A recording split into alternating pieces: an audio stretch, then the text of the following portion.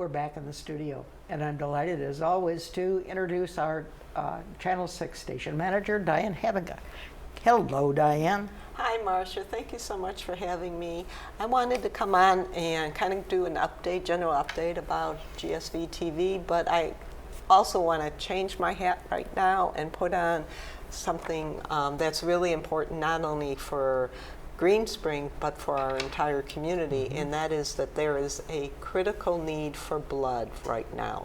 And I've never gotten an email from Anova Blood Services like I did the other day, which was basically saying that our blood supply is less than 2 days. Is there some reason for that, Diane? Usually the summer months are always low because people go on vacation and traveling and things like that. So I don't know why this year it seems to be more critical, but they did ask if we could try to pass the word. So that's what I'm doing right now. When is it? Well, it's not a blood drive. It's basically for residents and staff who donate. If you can donate blood, Anova is asking you to please go and donate blood.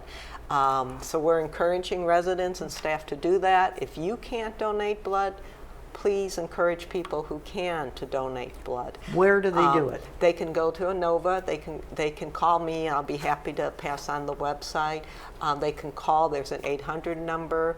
And they also are asking us to post it on our social media sites that please give blood, because it only takes one little emergency in Fairfax County, and that will be really critical.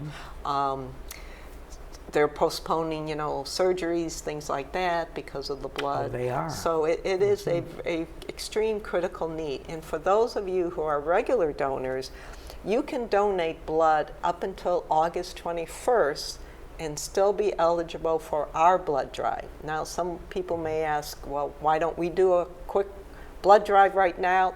That's a possibility, but unfortunately, with the health issues that we are experiencing right now, we have maybe a tentative date for August, but that really is dependent on what happens with the health concerns here. And it would not be a typical blood drive. It would be bringing in the blood mobile. And so it would limit how many residents and even staff in terms of if they can maneuver the actual blood mobile. But for those of you who can, you have up until August 21st, and then you're eligible. You'll be eligible for our fall blood drive, which is in the book, and knock on wood, will go on as planned. That's on Thursday, October, and if you put up the slide, I can tell you the exact date. I think it's the 17th. How about that? I'm right. Thursday, October 17th at Hunters Crossing Conference Center. And I'm actually taking reservations now. So you can call me at 923-3193, and I'll be happy to reserve your spot. 9 a.m. to 2 p.m. It's the annual Halloween Fall Drive. So I wanted to get the word out and encourage as many people as you can. I'm going to donate this weekend because, we need to help with our that neighbors. Kind of urgent need. Yes. The blood drive here. You can also walk in, can't you? You can do walk-ins, but we like the reason we like the reservations is it gives Anova their staffing. So, for instance, if all I have is 20 reservations, they're going to go, okay, well, you don't need a full staff. And then if we get all these walk-ins, they can't really accommodate very well. The wait will be, yes. So reservations are really the key to determining the staffing needs. Okay. Well, you do a good job with that, Diane. That's a big job every year. Thank you. What else have you got on your agenda? Well, now I can take my blood donor hat off, and I just wanted to do kind of an update on Gsv-Tv. I brought my TV guide. I want to encourage residents that you can pick up our TV guides at 3 locations. One is right outside Village Square here at our studio. We always have the TV guides. in Town Center and Hunter's Crossing, you can also pick up the TV guides by the Cubbies. They're posted online. They're posted on Erickson Now app, and Village Bridge has it up. So, and I just want to make sure everyone realizes the front page is our daily Village in Motion programming and what we have scheduled. Let me emphasize that change happens all the time, and we never know when exactly someone may or may not come.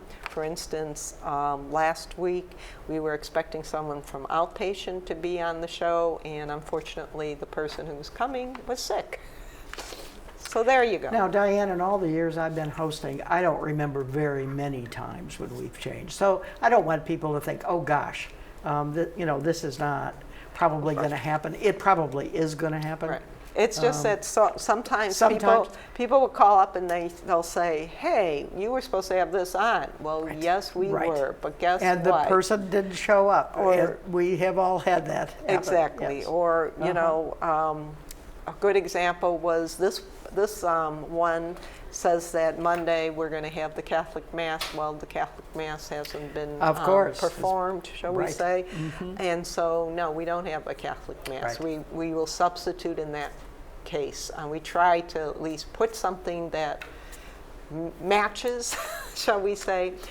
But just realize it's not because we don't plan ahead. No.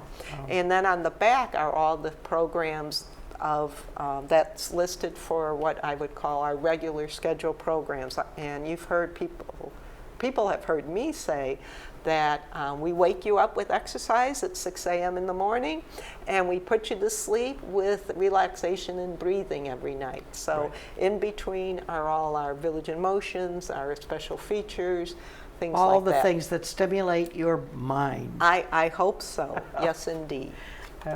So with that, and then in terms of my other update, I want to encourage residents when they are involved in a group that needs AV support to please make sure that they are properly trained or that someone in their group is properly trained.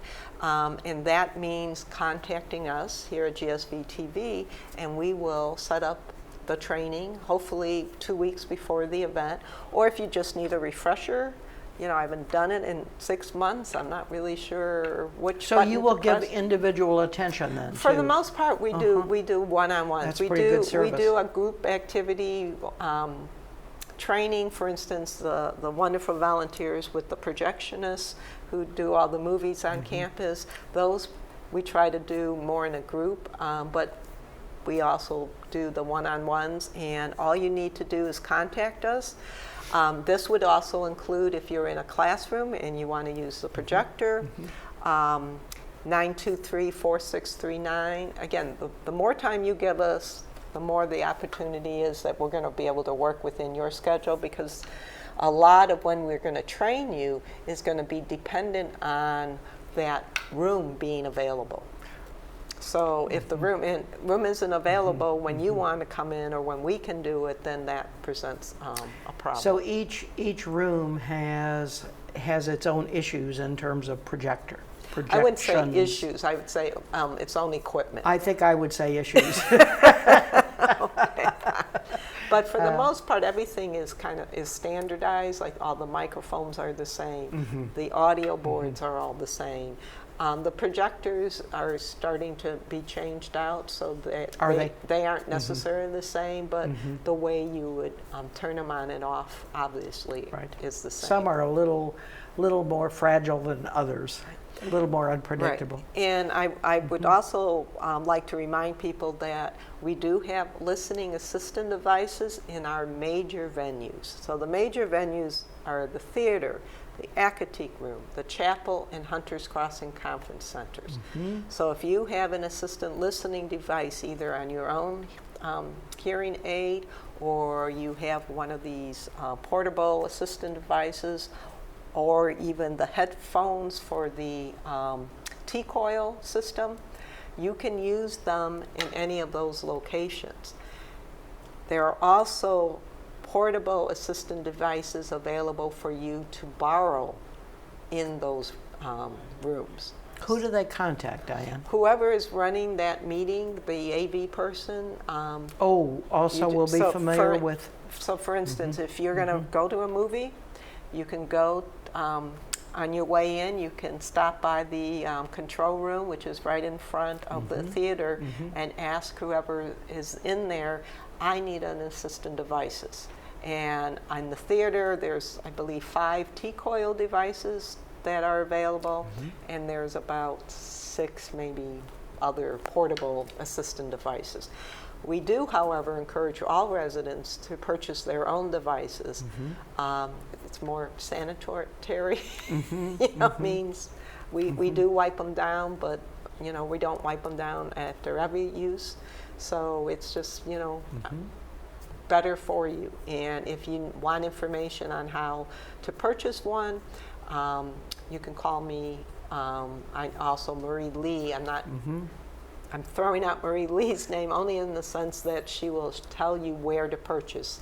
She's not ordering them on bulk Well, anymore. I think the hearing loss group, there probably would be plenty of people there that could provide information as well. And the last I checked, they were like $125. Now the T-coil, that's something you have to go to your doctor if you have that in your hearing aid to have them turn it on. If you want to purchase a headset, to be honest, I'd have to look up that information because I don't know where you would purchase it or how much that would be. Yeah, Marie Lee probably has that information. Well, we're all on pins and needles in terms of when Cox is going to be taking over DirecTV and therefore making Channel 6 more accessible. Right. We can't wait either. It's been a long time coming. Yes. We're excited. So our 3 internal channels, 6-1, 2-1, and 8-1, will all be on the Cox lineup. Wow. So the basic package all the way up to if you get all the bells and whistles that are coming with Cox. Now, I will say, preference that with saying, I don't guarantee that our channel numbers will be 6-1. Oh, you Who think knows? that might change? That might change. I'm hoping it doesn't, but I have no idea. I am not a Cox subscriber, so I don't know what's on 6 or 2 or 8 or how they're going to work that. Right. But regardless, if they do change, obviously we will get the word out, but hopefully they won't because it will make it a lot easier. Will this require a new set of remotes? Yes, basically when Cox finally gets to the apartments. Right now around campus you'll see outside, they are laying the cables. They're doing some work inside the buildings. I thought they started at Counter Terrace? Is that where they were starting? Does anyone? Not sure. Yes, Counter Terrace. How about that? God, I guess You were paying attention. I was paying attention. So they are doing the wiring in the hallways and connecting them to the apartments, but they haven't, to my knowledge, gone into the apartments yet. So anyway, once they come into the apartments, DirecTV will be taken out, your box and your remote. Oh, that's right. Okay. And the remote. And then they will hook up the new receiver box, which I'm sure will include DVRs, everything, bells and whistles. And that's my guess. And then you'll have one remote and one remote only, except that would for be the lovely. one you have for your television. But and I'm sure the tech person, when they come in, will show you how to use the remote, and you should be good to go. Well, when is this all supposed to be October completed? of this year is when October, we're supposed to okay. be operational. So Is that right? Okay. Hopefully, and I haven't heard anything. Haven't gotten an update on progress? I'm assuming they're on track right now, but. Well, that certainly will make Channel 6 more accessible. And we'll have at that point, I'll have an open house. Will you? To encourage residents not only to watch us, and to tell people who haven't been able to watch us that Right. we are still here. We have Right. not left. We've never Right. left. And encourage people to come in and to the studio, but basically encourage people to watch us, because this is where you get the information. Diane, you will still be making Village in Motion accessible on YouTube, is that correct? Oh yes, that All will right. that hopefully will never go away. That's That's a great service. But yes, so let's talk a little bit about the YouTube channel since you brought it up. Do we have time to do that? I think yes. Okay, well we're going to talk about it. So the YouTube channel. 9 out of the 10 times when we do a Village in Motion, that gets posted. Usually it's up by the end of the day. That really depends on YouTube, you know, in terms of right. sometimes there are some technical issues. But basically, the show that we're doing today, if you go on YouTube tomorrow, will definitely Be there. be there. And all you have to do is do capital G, Green Spring, capital C, Channel 6, all one word. You don't even have to go onto the YouTube site anymore. You could just do a Google search and put in Green Spring Is that Channel right? 6. I didn't know that. And it will come up. That's how, quote, popular we are. So the programs there are listed by date, basically. Uh-huh. And there are several playlists that we have. So we have, of course, Village in Motion. We have a separate playlist for what we call our Telly Award-winning features, what we want to emphasize, some of our special features. So there are different playlists that Well, you and can there's go in. also, you also do it by those that have had the most hits. So, and you can see it. You can see how many people have watched the Right. segment, and we usually do them by segment unless it's a full show. Now, the only program, or the only reason, if this isn't a technical issue, that something won't be there is we do have some people who have asked us not to post on YouTube Oh, they for have? private reasons. So Interesting. so that happens very rarely, but we do support their concerns in terms of that. If you want to share the YouTube program, it's really quite simple. All you have to do is there's a little where it has likes or dislikes. There's also a share button. Just click on the share button and you can send it to by email. You can post it on Facebook. I mean, there's all sorts of I things you had can no do. idea that was the So case. if there was something you wanted to share with, you know, your grandkids or your best friend Right. in Italy, you could email, you Okay. can copy it, email it to that person. All and then right, they're well, now able that's to information share. I didn't have. There you go. So it's a great way to have, you know, people stay in touch, or if there's a concern that has been addressed on Village in Motion, just share the link and that. Well, it's a that information wonderful, gets probably the best source of information about Green Spring. Right. It really is helpful. Right. So that's really all I have to say right Well, now. that's plenty. I mean, I think we've got a lot going on here. We do. I do want to end, though, by just plugging my wonderful volunteers, which Marcia is one of my volunteers, and just saying that without all of you, and there's right now 1, 2, 3, 4, 5, 6 in the studio right now, who help us every single day. And we encourage people, especially some of the newer residents, if they are looking for a place to get involved and to have some fun and be the first to learn all the information that we share, this is the place to come. Well, I would second that, Diane. I've been working for Channel 6, I think, about 7 years now. And it really does feel like home for, I think, all of us who are volunteers, long-term volunteers. Well, thank you very much for this Thank you. update. We'll look forward to these things in the future. Thanks, Diane.